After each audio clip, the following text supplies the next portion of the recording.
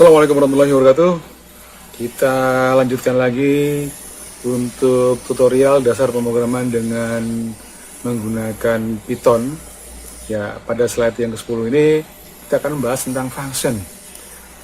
Ada semacam keunikan yang ada di Python yang tidak Anda temui di bahasa pemrograman seperti Java maupun C, ya. Apalagi seperti bahasa pemrograman Pascal ataupun DLP. Apa kira-kira keunikannya?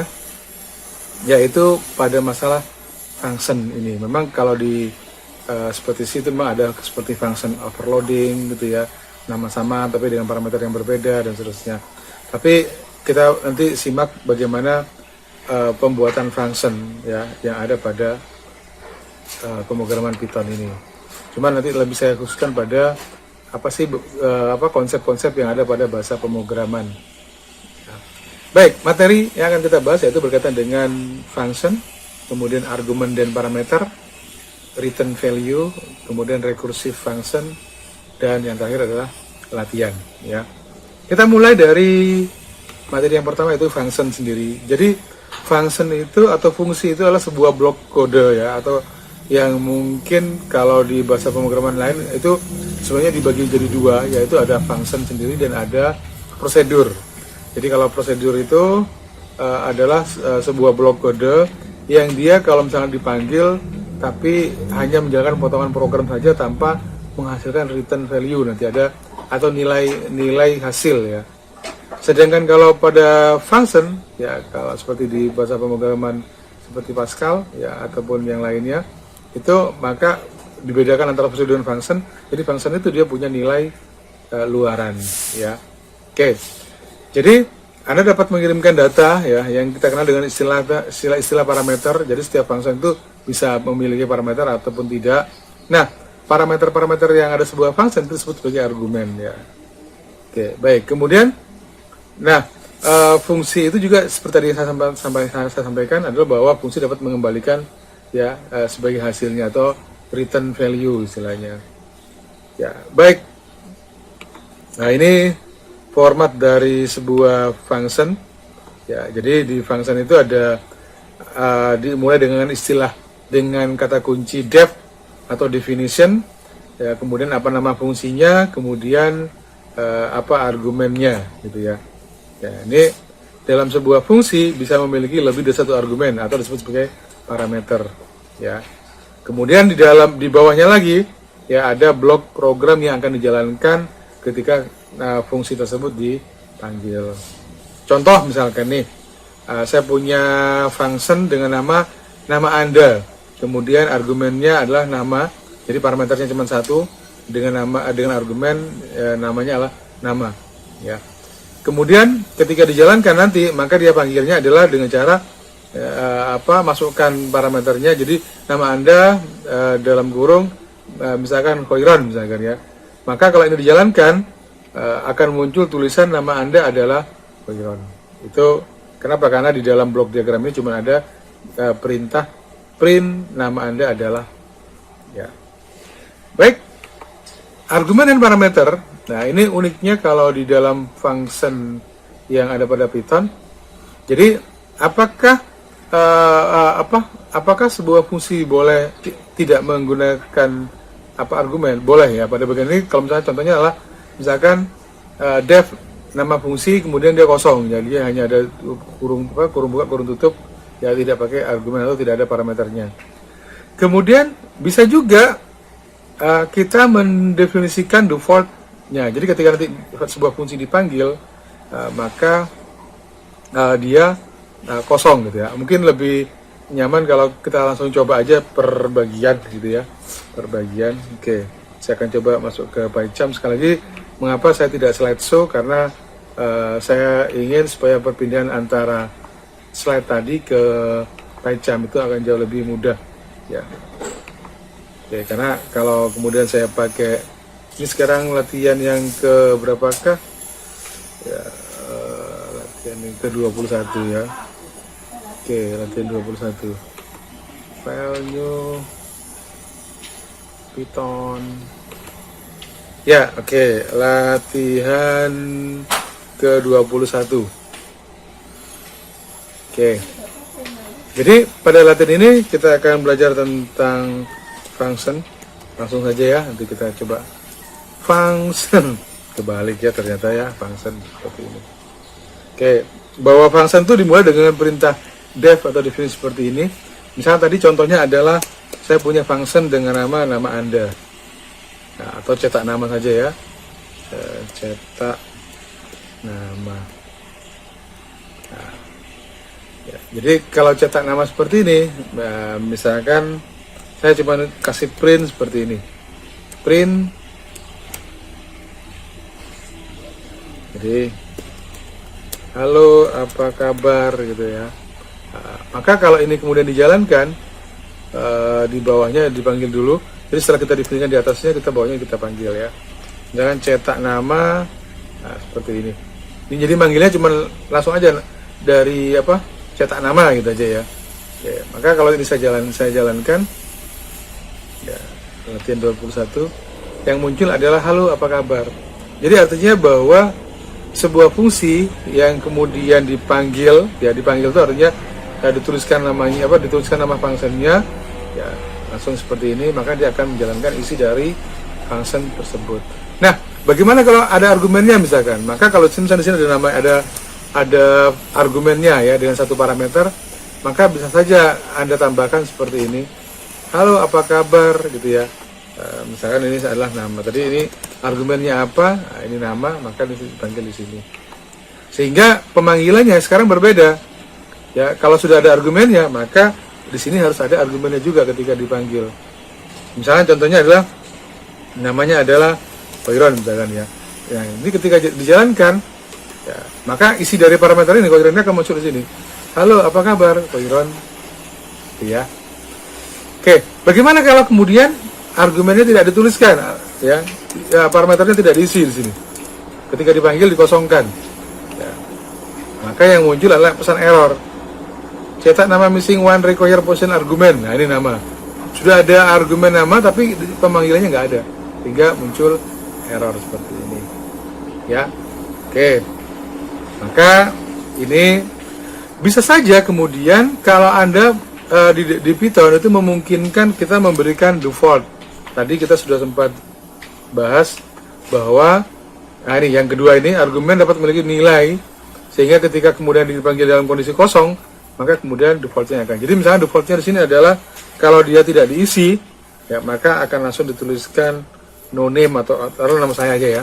Oke, maka kalau ini dijalankan apa kabar Koiron? Jadi walaupun dia kosong tapi karena tadi sudah diberikan default ya. Tapi kalau kemudian di sini kita ganti dengan nama lain misalkan ya. Nama lainnya misalkan apa kabar? Misalkan ini saya isi dengan kata Surabaya misalkan. Jadi walaupun defaultnya misalkan tadi adalah Koiron, ketika ini dijalankan maka yang muncul adalah kata Surabaya. Oke, ini Surabaya munculnya. Oke, itu dari penjelasan yang kedua. Yang ketiga, argumen dengan bintang. Ya ini, bila jumlah argumen tidak diketahui. Ya, contoh di sini adalah nama fungsi ya. Nah, maka di sini ada def, nama fungsi terus argumen. Nah, pemanggilannya kira-kira seperti apa? Nah, baik. Jadi misalkan pada program ini saya ingin bercerita, saya berjalan-jalan misalkan dengan saya bisa memberikan beberapa hadiah berupa apa saja barangnya. Maka bisa saja kemudian pada bagian ini berbeda apa ya? Karena tadi ini sudah cetak nama, maka saya pakai ini aja. Maka kemudian saya bisa memanfaatkan tanda bintang di sini di depan nama, di depan argumennya, sehingga kalau kemudian ada beberapa yang disebutkan, misalnya contohnya 2 atau 3, ya kita nggak tahu, maka Anda bisa menuliskannya menjadi begini. Nama, ya yang ke-0, apa kabar, ini ya misalkan ya, koma, siapa lagi, nama lagi, tapi kemudian pakai, jadi pemanggilannya karena kita nggak tahu, ya, jadi nanti tergantung dari yang tadi, ada atau tidak gitu ya, 2 atau 3, ya. Oke, dan nah gitu kan, misalnya taruhlah saya coba misalnya ada 3, jadi saya nggak tahu ini siapa saja, bisa nanti dibolak-balik ya dan seterusnya. ya, dan koma apa lagi nih, nama juga ya, masih tetap nama misalkan yang kedua. Oke, pemanggilannya akan menjadi begini. Misalkan yang pertama adalah ini Ani, kemudian Ali, ya Adi, ya. Ada beberapa nama yang kita masukkan di dalam daftar. Ali, ya Ali. Ya. Oke. Kalau dijalankan, maka halo apa kabar, ya Adi, Ali, Abi gitu ya misalkan kalau bisa kita perhatikan. Jadi kalaupun misalkan nanti ada beberapa lagi yang lainnya, kita nggak tahu. Ini bisa dibolak-balik juga. Apakah yang ini adalah yang kedua, misalkan ya, ini adalah yang ke-0, ini tidak masalah, karena tidak harus urut. Nah, itu keunikan dari penulisan parameter yang ada di Ali, ya, misalkan Ali ini berarti karena apa alinya ada 2 di sini ya. Nah, ini saya satunya lagi. Oke, kita coba jalankan lagi. Nah, ini ya yang unik pada penggunaan asterik atau bintang di depan dari argumen. Jika kemudian jumlah argumennya kita nggak tahu ya yang keberapa, maka Anda bisa manfaatkan. Oke. Kemudian yang ketiga tadi sudah ya, dengan list index ya modelnya ya. Yang keempat adalah argumen dengan nama dan nilai argumen. Nah, jadi kalau misalkan kemudian Anda sudah bisa menentukan 1, 2, 3 dan seterusnya, maka bisa saja kemudian ya isinya langsung dituliskan. Ini contoh nih tadi. Ya. Contohnya nih ya. Nah, saya di sini ini sudah pasti bahwa ini adalah nama 1, kemudian nama 2, nama 3 misalkan. Maka ketika pemanggilan, nah, misalkan ini adalah nama 1 di dalamnya ya kalau sini kan nggak masalah, dia bisa dibolak-balik. Nama 2 dan nama 3. Nah, saat misalkan di sini dimasukkan, otomatis kalau ini dijalankan, ya, nama 1 itu adalah, jadi ini adalah sesuai dengan urutannya, nama 1, nama 2, nama 3. Tapi misalkan Anda mau masukkan ini berbeda, misalnya ini adalah nama 3, nah, ini tidak masalah ya.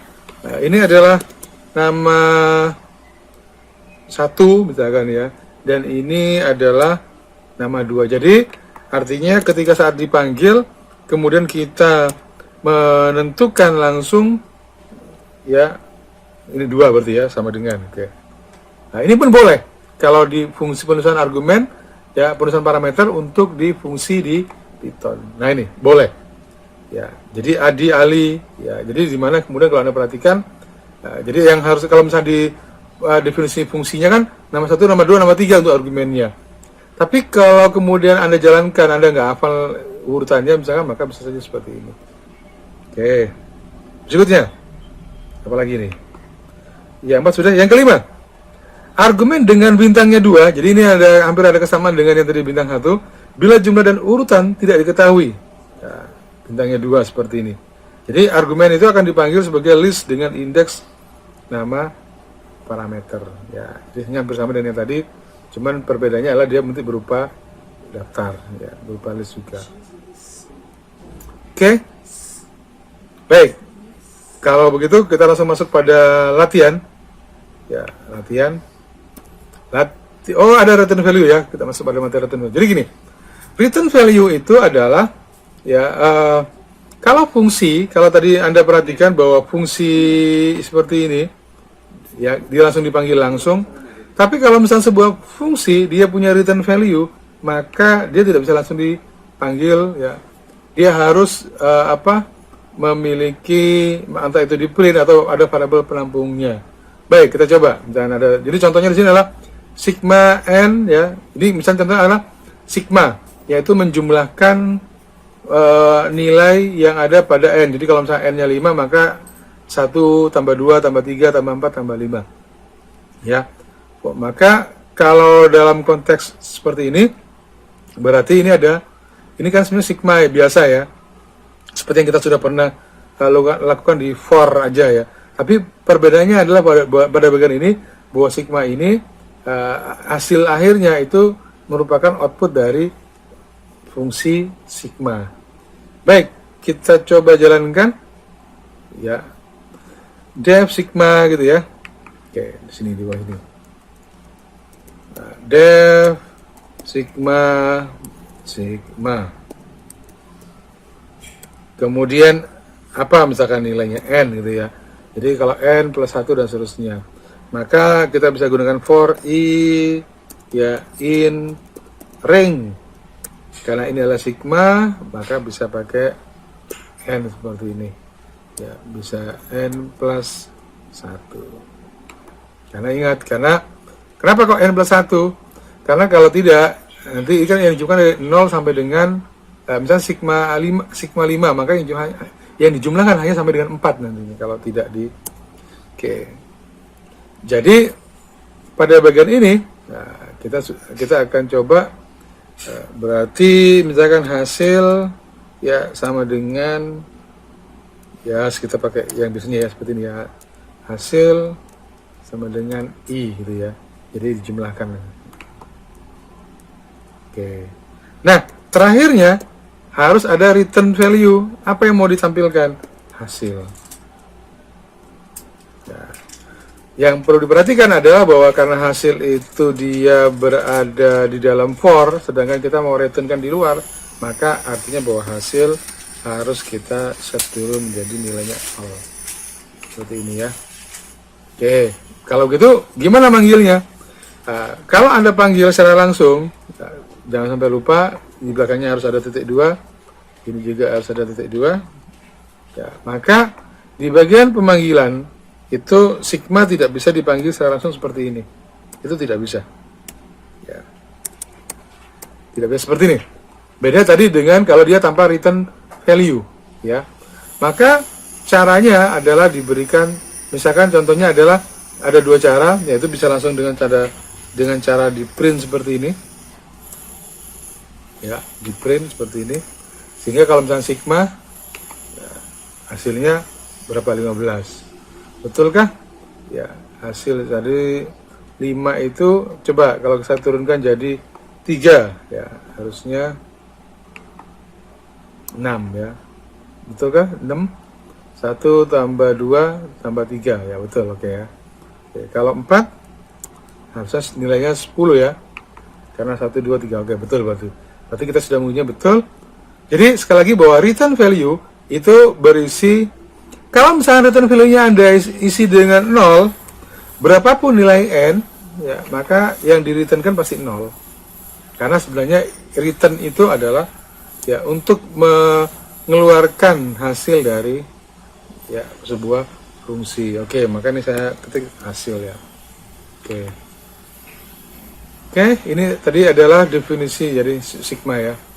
Oke, apalagi di berikutnya, jadi Anda perlu pahami, yang kedua, bisa juga kemudian Anda punya variabel X yang menampung nilai dari sigma, itu bisa juga seperti ini ya, misalkan 5 ya, maka kemudian Anda bisa print X nya seperti ini, Anda bisa print X nya. Oke, jadi X sama dengan sigma, jadi hasil dari perhitungan yang ada pada sigma dimasukkan ke variabel X ya, kemudian baru dicetak. Itu fungsi ya. Jadi yang tadi, kalau yang tadi yang atas tadi ini adalah berupa sebuah fungsi atau function yang dia tidak memiliki return value ya, langsung dicetak langsung dieksekusi apa yang ada di dalam program. Sedangkan kalau pada yang kedua, yaitu yang contoh dari sigma ini adalah sebuah fungsi yang memiliki return value ya. Ini contoh dari pembahasan tentang return value ya. Jadi pemanggilannya seperti ini tadi, bisa hitung sama dengan sigma 10, langsung print hitung, atau print sigma secara langsung. Oke, recursive function ini cukup menarik. Recursive function itu sebenarnya prinsipnya adalah sebuah fungsi yang dia itu memanggil dirinya sendiri. Jadi terjadi perulangan dengan memanggil dirinya sendiri. Karena dia terjadi perulangan, bahwa setiap perulangan pasti harus ada kondisi kapan dia melakukan perulangan, kapan dia harus berhenti.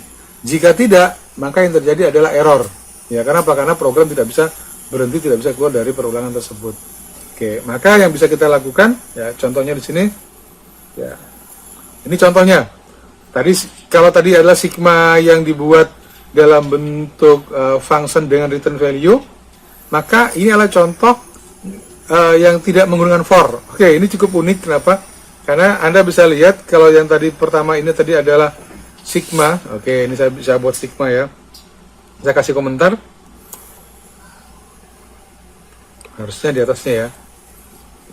Ini saya pakai satu aja, yang ini saya hilangkan supaya ringkas.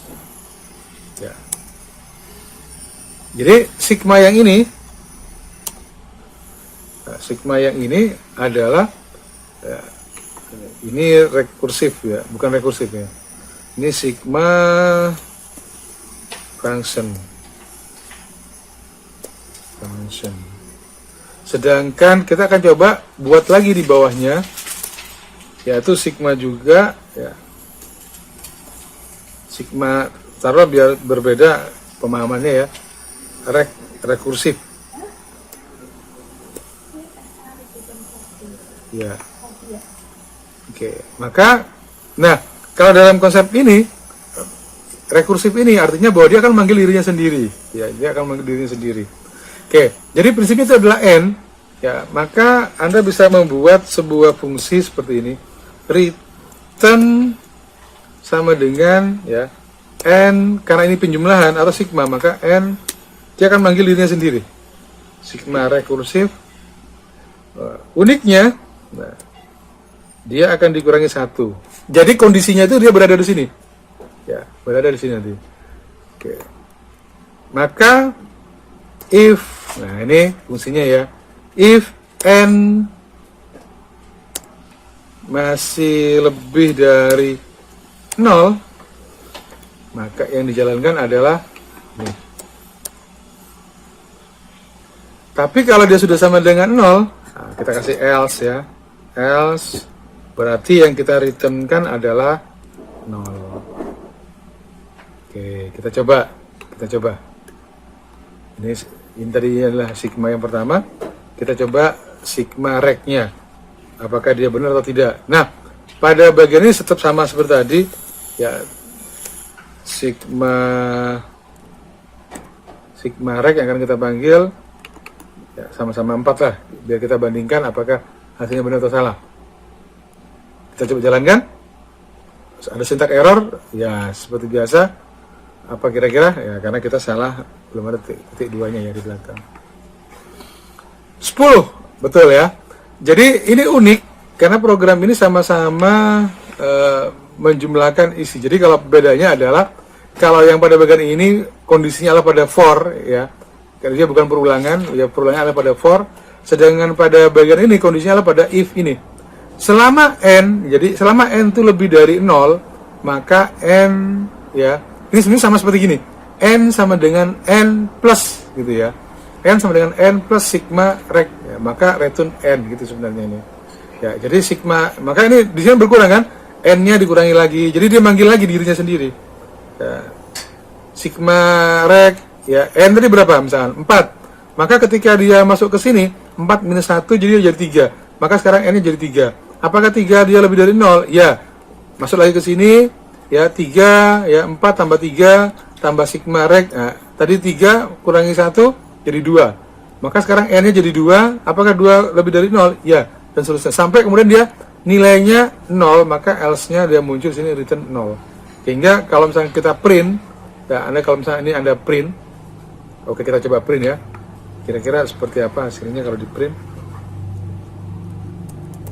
Print nilainya n, kita kasih n sub, nah seperti ini supaya dia ada pemisahnya. Nah kalau Anda jalankan, ya, maka sebenarnya 4, 3, 2, 1, ya ini jadi nilai n yang kita jumlah yang kita cetak di sini.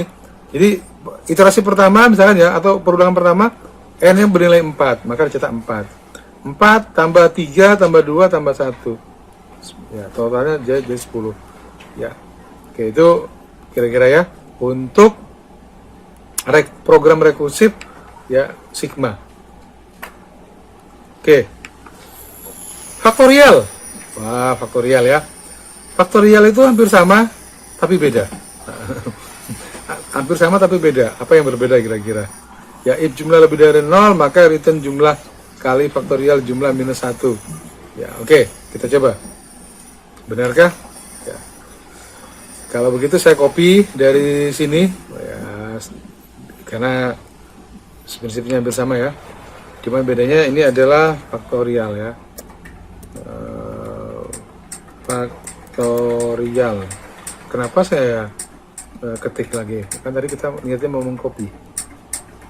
Oke, kita rubah faktorial. Maka ini pun sama juga, yang program ini adalah faktorial. Nah, perbedaannya adalah ketika n lebih dari ini tidak sama dengan masih kurang dari, dia tidak lebih dari 0, maka else-nya itu dia bukan 0 tapi 1. Seperti ini. Ya, kita coba. Pemanggilannya ini sigma faktorial. Ya, print faktorialnya faktorial 3 aja. 1 kali 2 kali 3. Nah, berarti 6 harusnya munculnya. Kalau tidak sama dengan 6 berarti salah ya. Berarti salah. Oke, apa kira-kira yang salah? Karena di sini munculnya adalah harusnya 3 kali 2 kali 1. Nah, ini udah betul 3 2 1. Kenapa kok 7? Ya, kenapa kok 7? Ya, berarti ada yang salah di sini. Apa kira-kira? Kalau dia lebih sama dengan ya, masih ya. Oke, faktorial dia kelebihan 1.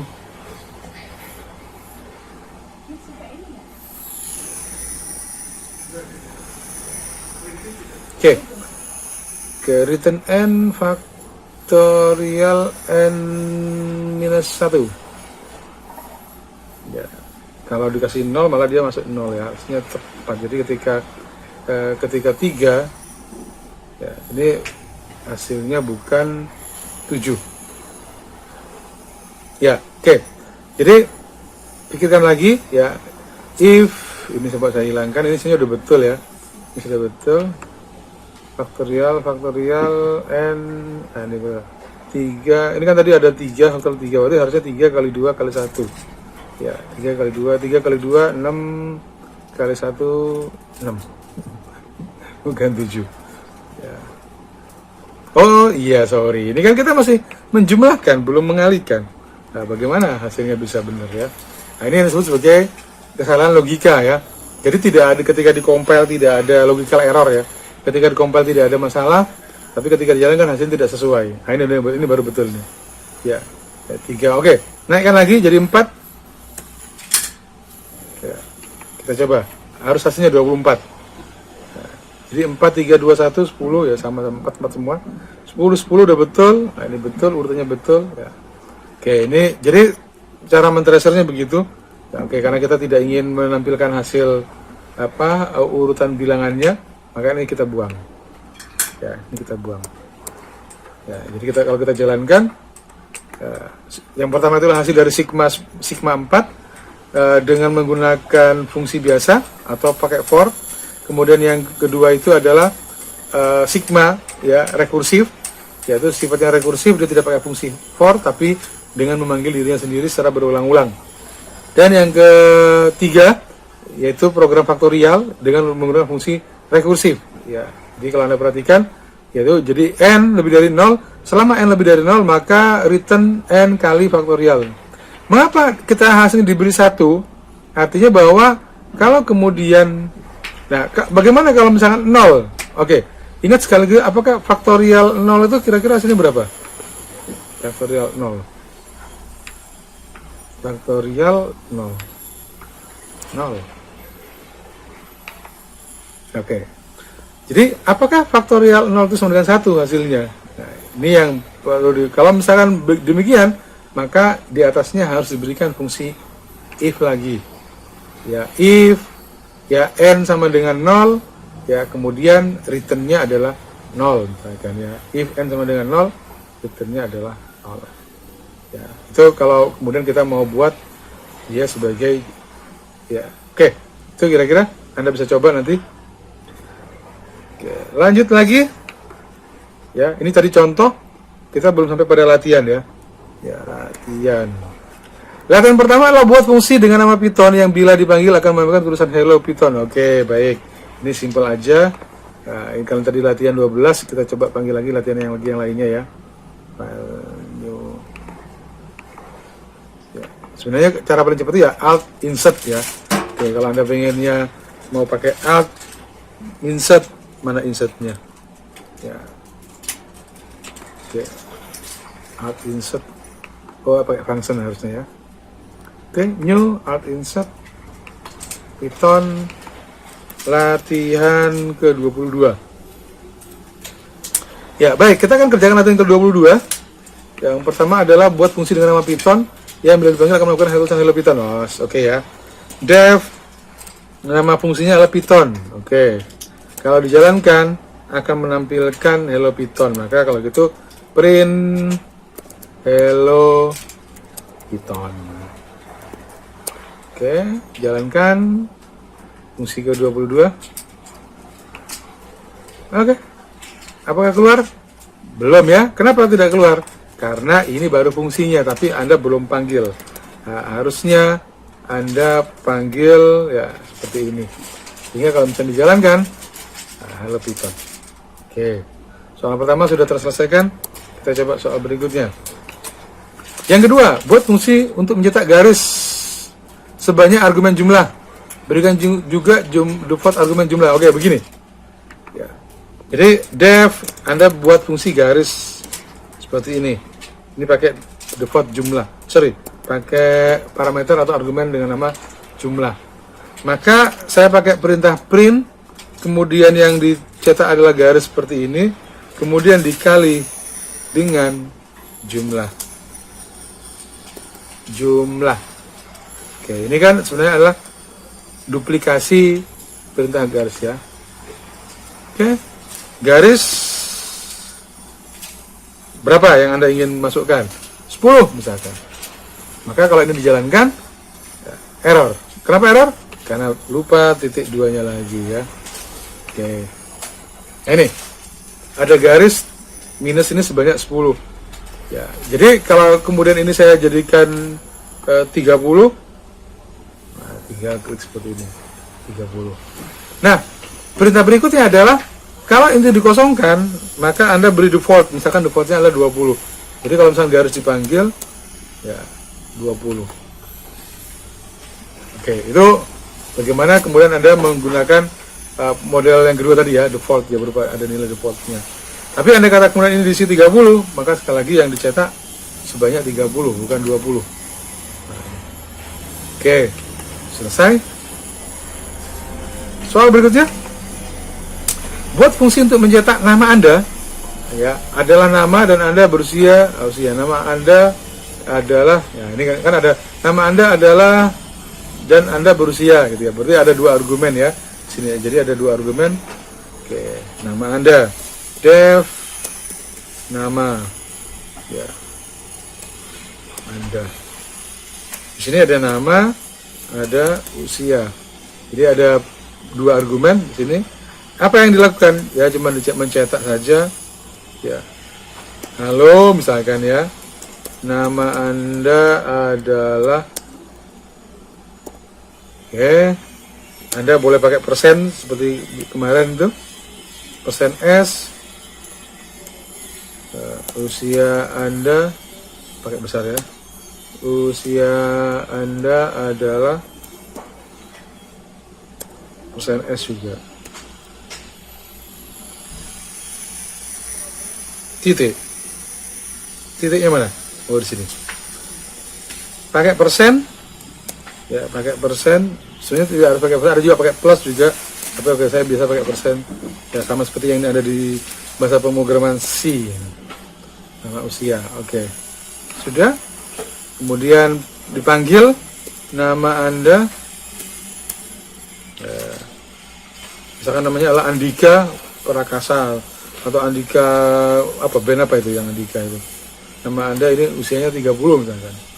Maka kalau dijalankan error. Ya, error. Always ya. Tenang aja. Masih juga ada error. Mengapa error? Nama Anda.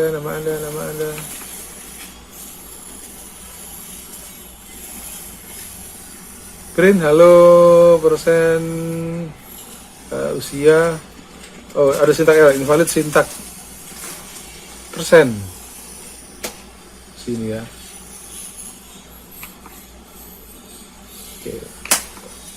Tanpa koma tadi ya. Tadi persen langsung koma.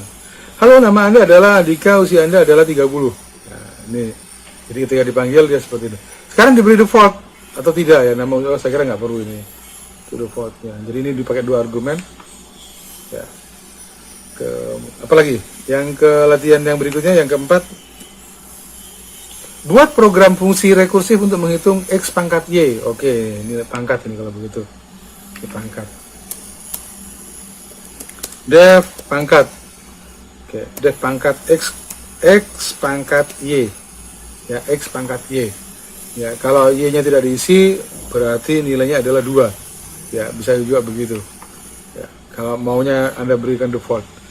Fungsi pangkat itu ini rekursif ya. Berarti kalau begitu Anda harus buat fungsi rekursif if, karena Y itu adalah pemangkatnya ya, if ini gini, if Y sama dengan 0,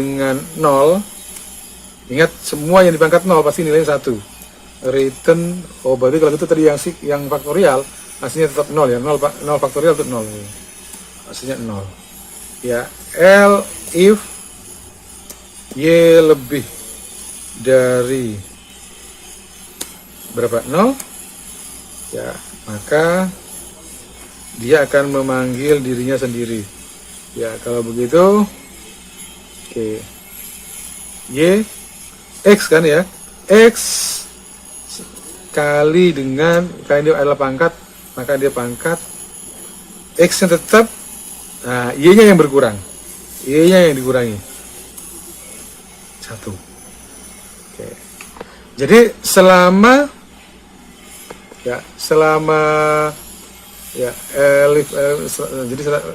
selama Y itu lebih dari 0, maka return X kali pangkat ya, dan seterusnya.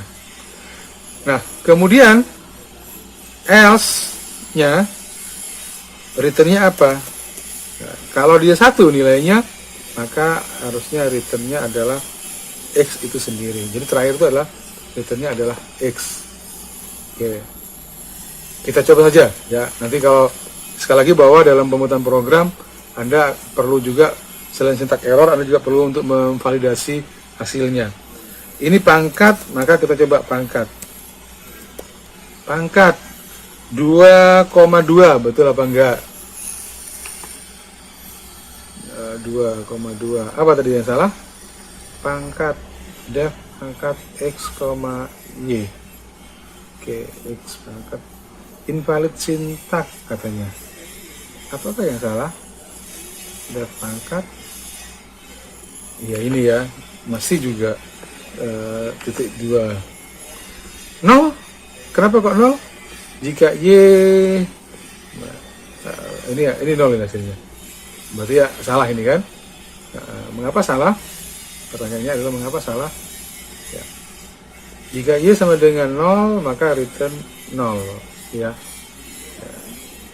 Berarti ini harusnya 1. Coba 4, betul ya. Jika Y lebih dari 1 ya, maka kemudian X nya oke. Sekarang kita coba pangkatnya pangkat 1. Kalau hasilnya 2, berarti betul.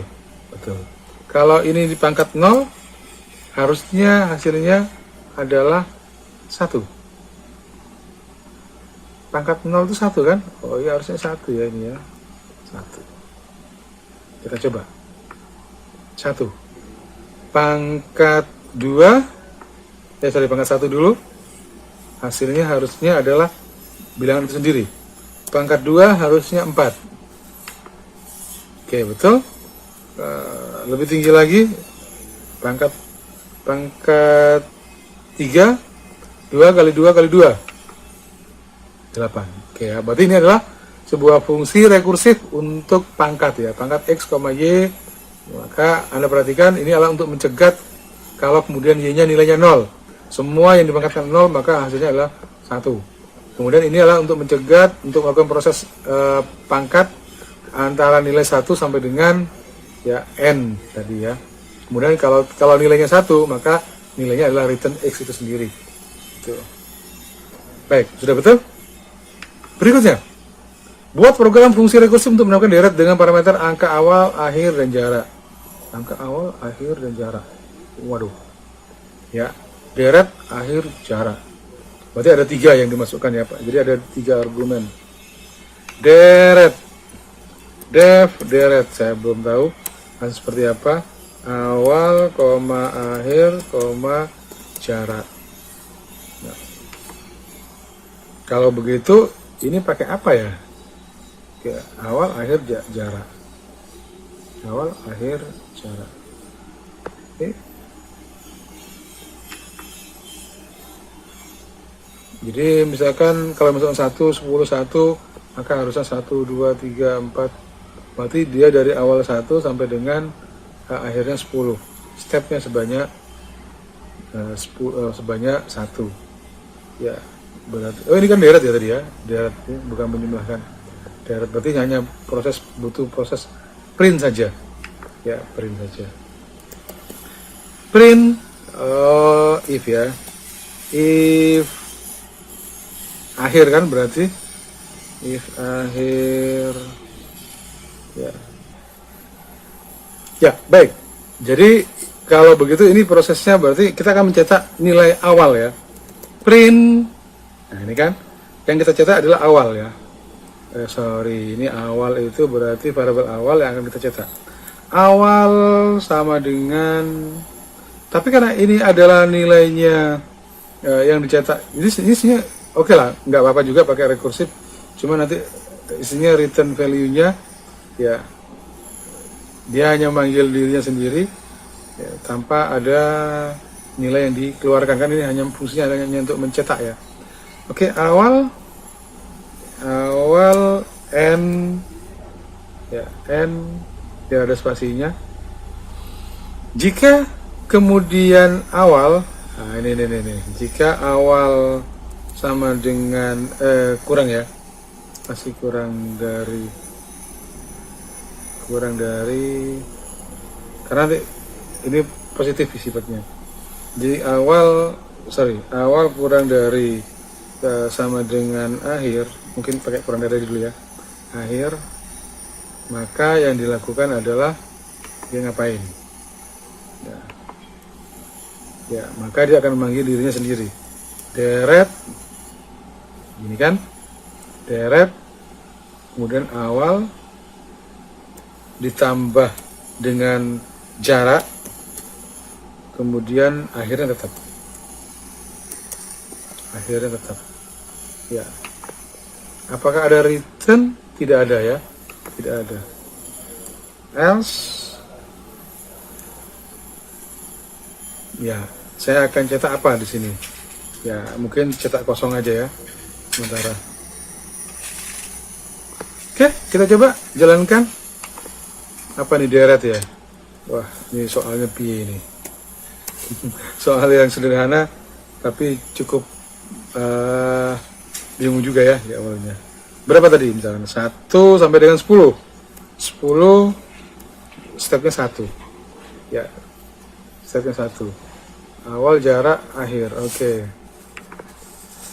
Syntax error di else. Else titik 2. Ya. Oke. Kita coba print require missing require positional argument jarak. Argumennya ada berapa? Ini jarak. Deret. Oh iya ya. Deret, akhir, kemudian jaraknya tetap kan. Jarak seperti ini. Oke, 1, 2, 3, 4, 5, 6, 7, 8, 9, 10. Betul ya. Ya, saya belum mengerjakan sebelumnya. Ya ini. Jadi saya juga nggak tahu apa. Ternyata oke, sudah selesai ya, bisa sampai 10. Ya, kemudian kalau ini dikasih sama dengan Ya, Anda bisa coba-coba seperti itu ya. Sampai 11 malah ya, berarti memang betul tadi sampai akhir seperti ini. Jadi logikanya adalah pokoknya cetak dulu yang A bagian awal, kemudian tambahkan gitu ya jarak, sehingga nanti awal tuh bukan lagi seperti yang seperti sebelumnya. Jadi sampai akhir kemudian dia berada pada posisi akhir dengan jarak itu adalah stepnya ya. Oke, coba kalau dia tugas berikutnya directnya 1,3, oke 1,3 berarti dia jaraknya sekarang berarti 2. Kalau jaraknya per 2 seperti ini, maka nyatanya berarti adalah 1, 3, 5, 7, 9, 11. Padahal kan maksimal sampai dengan 10. Mengapa sampai dengan 11? Nah, ini berarti ada kesalahan ya. Oke. Jika awal plus jarak gitu ya. Apakah awal plus jarak? Ya, ataukah ya, karena kalau misalnya batasnya sampai 10, berarti harusnya ya cetak awal jika awal plus jarak. Coba saja. Nah, betul ya, 1, 3, 5, 7, 9. Oke. Dan jika awal plus jarak, karena kan ini kan lompat 2. 1, ya ini kan tadi jaraknya 2 kan. Ya, 1, 3, 5, 7, 9, karena maksimal 10. Ya. Kalau 1, kita coba dulu ya. Masih betul kah?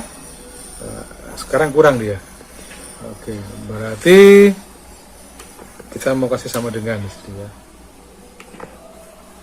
Oke, betul. Harusnya memang sama dengan harusnya ya. Oke. Oke. Karena kalau misalkan sampai dengan 10 itu masih masuk, dia masih harusnya bisa masuk ke dalamnya. Kalau kemudian 2, oke. Kalau kemudian kasih jarak 3, 1, 4, 7, 10. 1, 4, 7, 10. Oke, masuk ya. Kalau dikasih jarak 5, 1 dan 6. 1, oh ya, 1 tambah 5, 6, 6 tambah 6 tambah 5, 11. Maka 10 nggak masuk ya. Tapi tadi yang diminta adalah sampai dengan 30. Kalau salah 10 sampai dengan 30. Ya, oke. Maka 10, 15, 20, 25, 30. Oke, sip. Ya, berarti semua soal sudah terpecahkan. Ya, demikian untuk fungsi. Jadi sekali lagi bahwa latihan ini menjadi penting untuk bisa memperkuat daya problem solving Anda. Ya, terima kasih. Ya, selamat belajar. Ya, kerjakan tugasnya. Ya, artinya lihat soalnya, kerjakan sendiri ya. Kerjakan coba setelah Anda lihat videonya, kemudian Anda lihat soalnya, kerjakan untuk sesuai dengan versi Anda. Karena apa yang saya kerjakan di sini belum tentu itu yang terbaik. Ya, bisa saja mungkin algoritma Anda jauh lebih ringkas dibandingkan dengan apa yang saya buat di sini. Terima kasih. Assalamualaikum warahmatullahi wabarakatuh.